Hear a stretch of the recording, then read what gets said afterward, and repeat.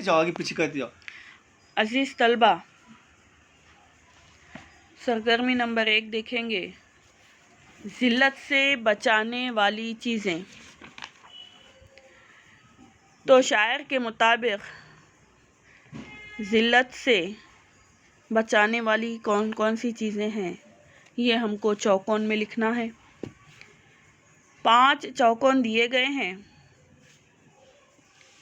मौजू लफ्ज़ तलाश करके लिखना है, जो कि इस तरह से है: ईमान, ऐश, दौलत, इज़्ज़त, विक़ार। दूसरी सरगर्मी है शायर की तलब। इसमें भी मौजू लफ्ज़ तलाश करके लिखना है, खाका मुकम्मल करना है। तो शायर की तलब क्या है? नफ्स को लेकर। तो नफ्स कैसी होनी चाहिए? शोलाबार, गम के साथ। शायर की तलब है गम गुसार।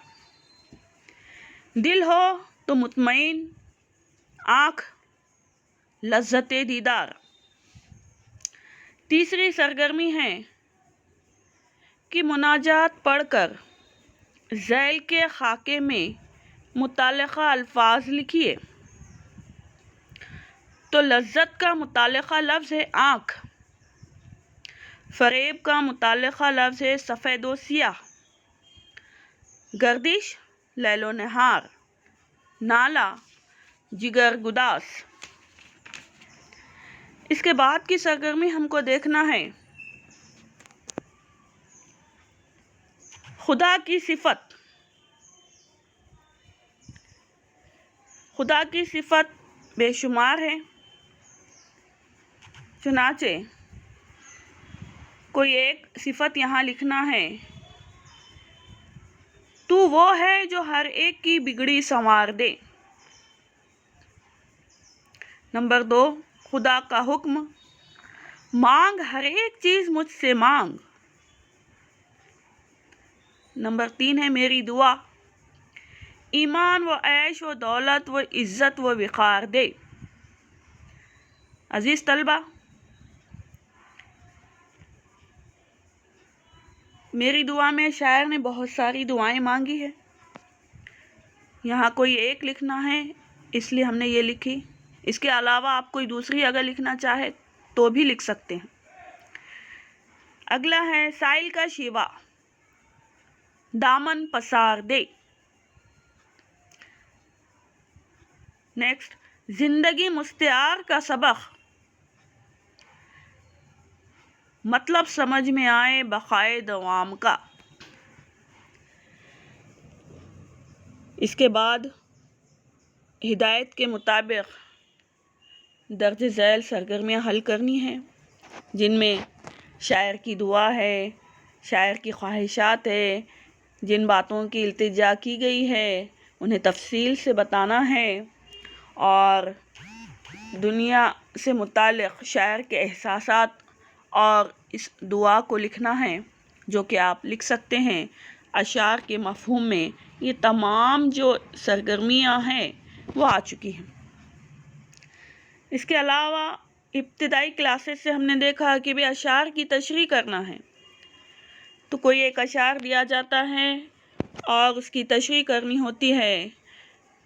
तशरीह का तरीक़ा ये होता है कि भाई शायर का तारुफ़ लिखेंगे पहले, तारुफ़ लिखने के बाद वो अशार का मफ़हूम वाज़े करेंगे।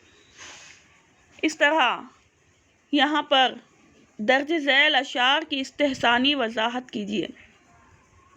इस्तेहसान कहेंगे अच्छाइयों को, खूबियों को। तो शायर ने जिस तरह से मफ़हूम समझाने की कोशिश की या हमारे सामने मफ़हूम को पेश किया, हमको उसी तरह अशार की तशरीह करनी है, जो कि आप लोग कर सकते हैं। महफूज रख फ़रेब सफ़ेद व सियाह से, महफूज रख फ़रेब सफ़ेद व सियाह से, गर्दिश न मुझको गर्दिश लैलो नहार दे। शायर نے اس شعر میں جو خاص اور اچھی باتیں بتائی ہیں وہ یہی ہے، مطلب تفصیلی میں آپ لوگوں کے سامنے پہلے ہی رکھ چکی ہوں، مختصراً یہاں بتا رہی ہوں کہ بھی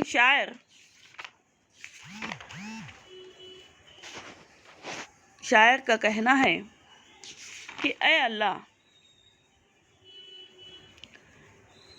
مجھے اس دنیا میں کسی کے سامنے رسوا نہ کر، میں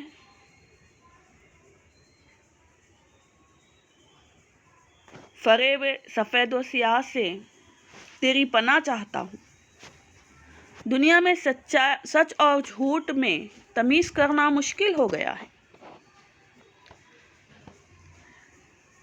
شاعر چاہتا ہے کہ بھی انسان اپنی زندگی میں خوشیاں لانے کے لیے سچ اور جھوٹ میں تمیز کھو بیٹھتا ہے اور وہ غلط کام کرنے لگتا ہے جو اسے رات دن پریشان کر دیتے ہیں، جس کے گناہ اس کے دل کا چین اور سکون چھین لیتے ہیں، اور وہ ان گناہوں کی گردش میں رات دن مبتلا ہو جاتا ہے اور پریشان ہو جاتا ہے۔ چنانچہ شاعر نے اللہ تعالیٰ سے حفاظت کی دعا مانگی ہے، حق اور باطل میں تمیز کرنے کی صلاحیت پیدا ہو، یہ دعا مانگی ہے۔ وہ اپنے ایمان کی سلامتی چاہتا ہے اور گناہوں سے پناہ چاہتا ہے۔ اس طرح عزیز طلبہ و طالبات، مفہوم کو آپ اپنے جملوں میں بنا کر لکھیں گے، اور باقی کے 2 اشعار بھی ہیں۔ مطلب سمجھ میں آئے بقائے دوام کا، ایسا سبق یہ زندگی مستعار دے۔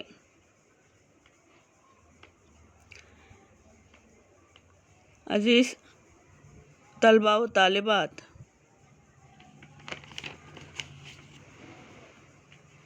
شاعر صفی اورنگ آبادی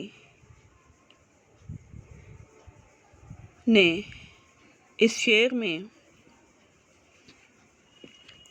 یہ سمجھانے کی کوشش کی ہے کہ دنیا ایک آزمائش گاہ ہے،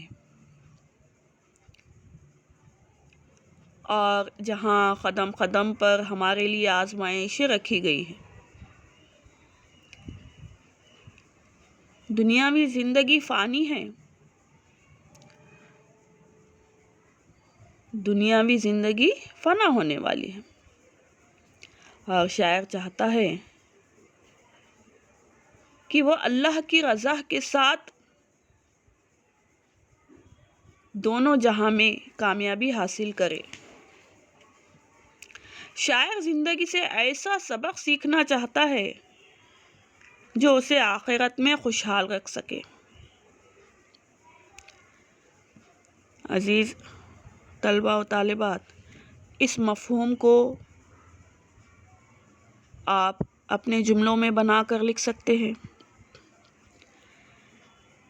اس کے بعد اگلا شعر ہے، میں بار بار مانگوں جو درکار ہو مجھے، اور اپنے فضل سے تو مجھے بار بار دے۔ شاعر کہتا ہے کہ دینے والی ذات صرف تیری ہے، تیرے خزانے میں کسی چیز کی کوئی کمی نہیں۔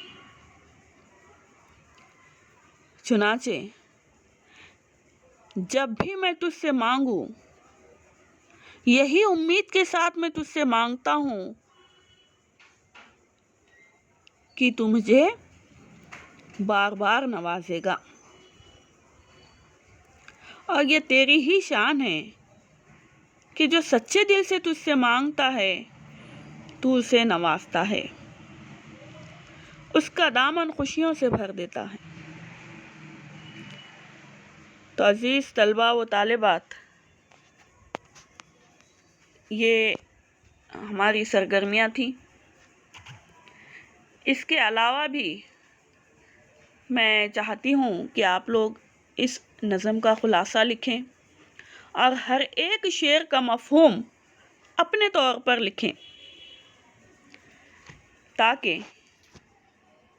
اچھی طرح سے یہ نظم ذہن نشین ہو جائے۔ اللہ حافظ۔